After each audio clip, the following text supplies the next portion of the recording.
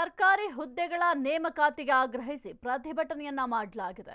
ಧಾರವಾಡ ಶ್ರೀನಗರದ ಸರ್ಕಲ್ನಲ್ಲಿ ಬೃಹತ್ ಪ್ರೊಟೆಸ್ಟ್ ಅನ್ನು ಮಾಡಲಾಗಿದೆ. ಸರ್ಕಾರಿ ಹುದ್ದೆಗಳ ನೇಮಕಾತಿಗೆ ಆಗ್ರಹಿಸಿ ಪ್ರತಿಭಟನೆಯನ್ನ ಮಾಡಲಾಗಿದೆ. ಧಾರವಾಡ ಶ್ರೀನಗರದ ಸರ್ಕಲ್ನಲ್ಲಿ ಬೃಹತ್ ಪ್ರೊಟೆಸ್ಟ್ ಅನ್ನು ಮಾಡಲಾಗಿದೆ. ಸರ್ಕಾರಿ ಉದ್ಯೋಗ ನೇಮಕ ವಿಳಂಬಕ್ಕೆ ಭಾರಿ ಆಕ್ರೋಶ ಕೂಡ ವ್ಯಕ್ತ ಆಗ್ತಾ ಇದೆ. 3-4 ವರ್ಷದಿಂದ ನೇಮಕಾತಿ ಆಗದಿದ್ದಕ್ಕೆ ಹೋರಾಟವನ್ನ ಮಾಡಲಾಗಿದೆ.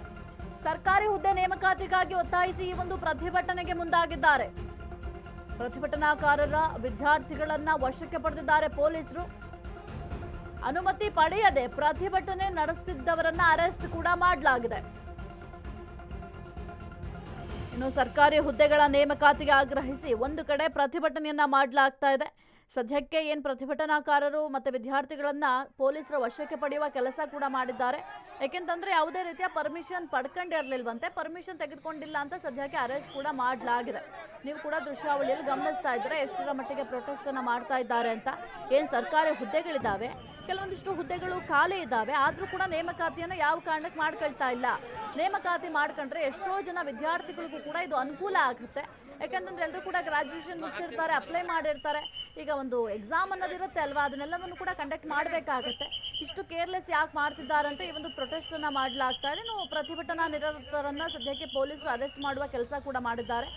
ಯಾರು ಕೂಡ ಪರ್ಮಿಷನ್ ತಗೊಂಡಿರಲಿಲ್ಲ, ಪರ್ಮಿಷನ್ ತಗೊಳ್ಳದೆ ಈ ರೀತಿಯ ಪ್ರತಿಭಟನೆಯನ್ನ ಮಾಡ್ತಾ ಇದ್ದಾರೆ ಅಂತ ಅರೆಸ್ಟ್ ಕೂಡ ಮಾಡಲಾಗಿದೆ. ಇನ್ನು ಯಾವ ಪರಿಸ್ಥಿತಿಯಲ್ಲಿ ಅಂದ್ರೆ ಎಷ್ಟರ ಮಟ್ಟಿಗೆ ಹೋರಾಟವನ್ನ ಮಾಡ್ತಾ ಇದ್ದಾರೆ ಅದನ್ನು ನೀವು ಕೂಡ ಗಮನಿಸ್ತಾ ಇದ್ದೀರಾ. ಸದ್ಯಕ್ಕೆ ಉದ್ವಿಗ್ನ ಪರಿಸ್ಥಿತಿ ನಿರ್ಮಾಣ ಆಗಿದೆ ಅಂತಾನೆ ಹೇಳಬಹುದಾಗಿದೆ.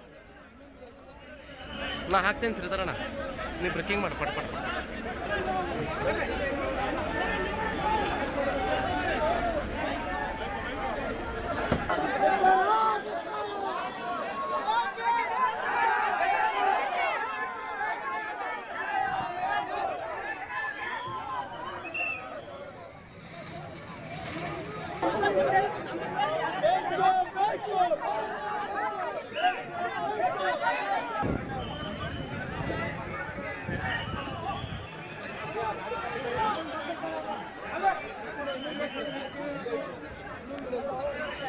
ನಾ ಹಾಕ್ತೇನೆ ಸರ್ ಇದರಣ್ಣ.